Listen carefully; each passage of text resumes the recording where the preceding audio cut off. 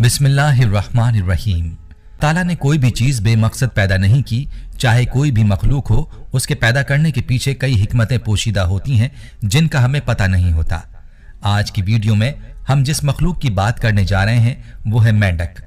मेंढक को भी अल्लाह ताला ने कुछ ऐसी खुसूसियात से नवाजा है कि जिनके बारे में बहुत कम लोग जानते हैं। आज हम आपको बताएंगे कि मेंढक को अल्लाह ने क्यों पैदा किया और इसके पैदा करने में क्या हिकमतें हैं। हदीस में इसका तज़किरा है, इस्लाम में मेंढक मारना कैसा है और साइंस मेंढक के बारे में क्या कहती है। तमाम तर तफसीलात आपको बताएंगे जो निहायत दिलचस्प हैं।